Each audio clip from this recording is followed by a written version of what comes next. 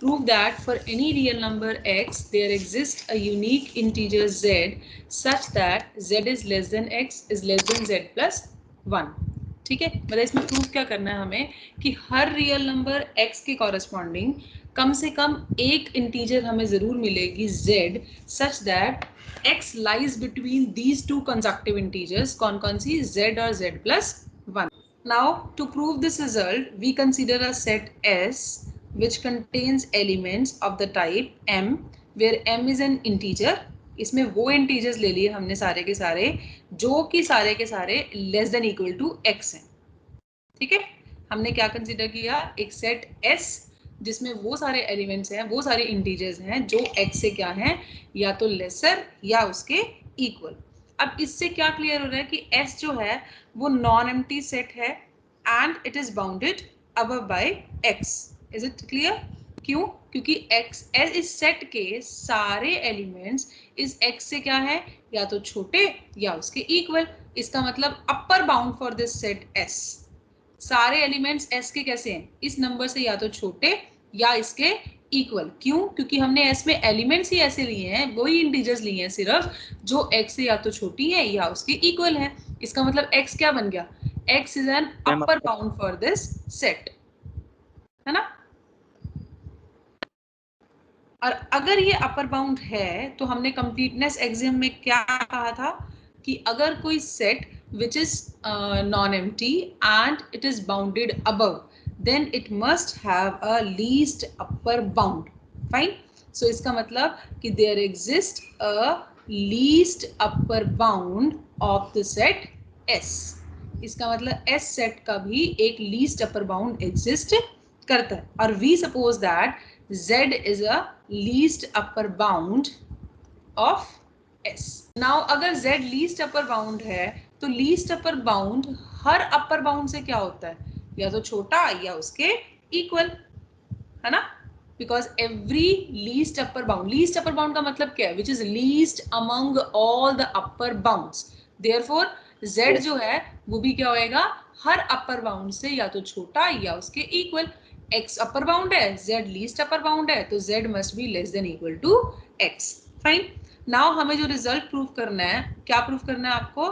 कि x lies between z to z plus 1. तो first part हमारा जो लेफ्ट हैंड साइड है वो तो प्रूफ हो गया. अब हमें सिर्फ राइट हैंड साइड प्रूव करनी है कि x should be less than z plus 1. But इसको प्रूव करने के लिए हम मान लेते हैं कि ये रिजल्ट होल्ड नहीं करता, इसे उल्टा मान के चलते हैं. लेट इफ पॉसिबल अगर x z प्लस 1 से ग्रेटर या उसके इक्वल हुआ तो z प्लस 1 क्या है? z तो इंटीजर है ना, तो z प्लस 1 क्या हुआ? It's also an integer. और वो सारी इंटीजर्स जो x से छोटी हैं वो सारी इंटीजर्स कहाँ बिलोंग कर रही हैं? They belongs to s. इसका मतलब z प्लस 1 भी कहाँ बिलोंग करेगा? s में, क्योंकि हमने s में कौन से एलिमेंट्स लिए थे? वो सारी इंटीजर्स जिनकी वैल्यू x से क्या है, या तो कम या उसके इक्वल. तो इसका मतलब जब z प्लस 1 x से छोटा है या उसके इक्वल है तो ये भी कहाँ का एलिमेंट होगा? s का एलिमेंट होगा. Fine. Now it is an element of s but z क्या था हमारा? It is a least upper bound. और लीस्ट अपर बाउंड से सारे एलिमेंट क्या होते हैं? या तो छोटे या उसके इक्वल, है ना? तो z प्लस 1 जब s का एलिमेंट है तो ये लीस्ट अपर बाउंड से क्या होगा? या तो छोटा या उसके equal. But obviously we know that z plus 1 is a number which is greater than z, so it is a contradiction.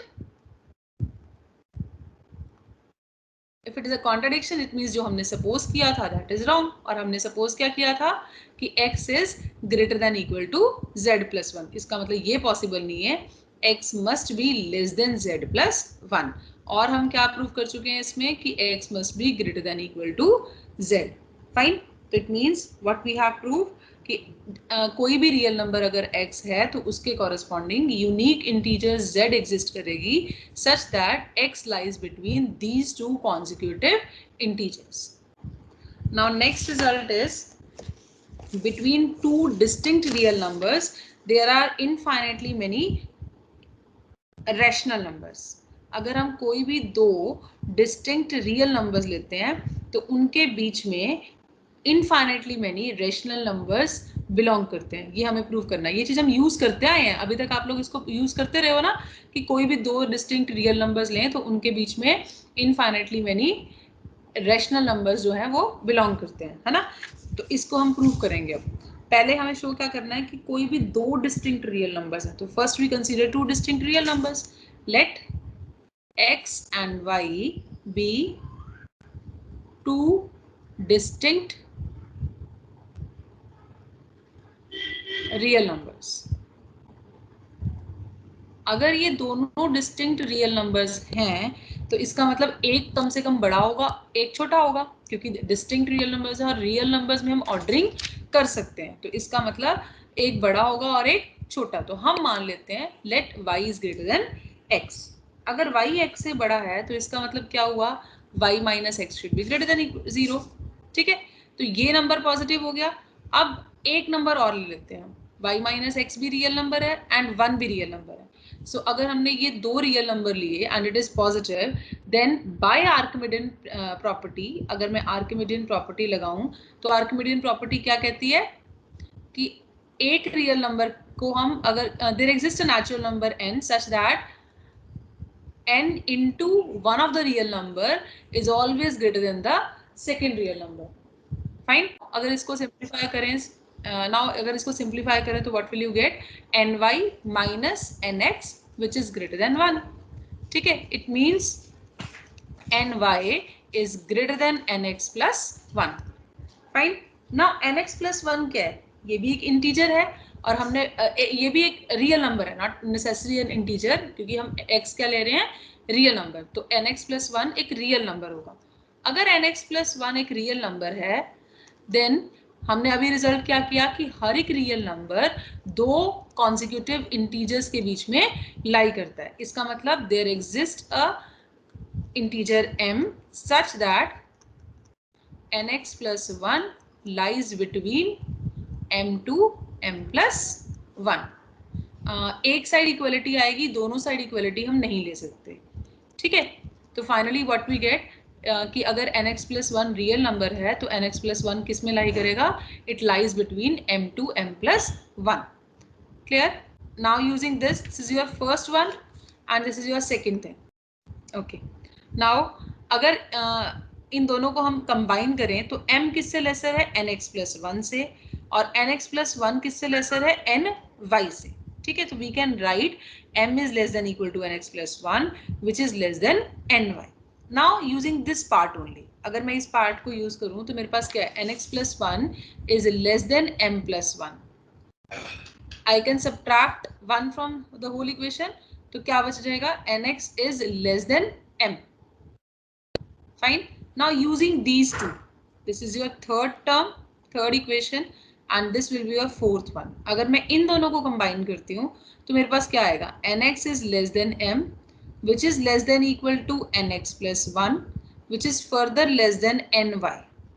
Fine, finally what we get, nx is less than m is less than ny। I can leave this term also। मेरे पास क्या बचा, सिर्फ nx m से छोटा है और m ny से क्या है, छोटा। इसका मतलब x अगर मैं पूरी टर्म को n से डिवाइड कर दूं तो what I get, x lies with x is less than m by n is less than y। It means there exists a rational number m by n which lies between x and y। हमने दो real numbers के बीच में एक rational number find out कर लिया। अब हर rational number real number होता है, तो इसका मतलब now I can work on these two, x और m बाई n के बीच में भी एक रैशनल नंबर लाई करेगा, जो इन दोनों के बीच में आएगा उसको लेके और x को लेके आई कैन फर्दर से कि उनके बीच में भी एक रैशनल नंबर लाई करेगा। So in this way I can find infinitely many number of rational numbers which lies between x and y। ठीक है, और यही हमें क्या करना था, प्रूफ, कि हर दो डिस्टिंक्ट रियल नंबर्स के बीच में इनफाइनाइटली मेनी रैशनल नंबर्स जो हैं वो लाई करते हैं। नेक्स्ट वो इसी की करोलरी है, क्या रिजल्ट है वो, between any two real numbers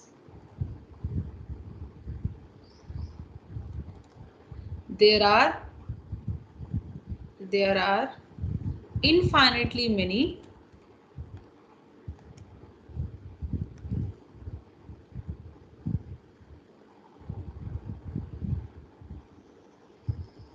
irrational numbers.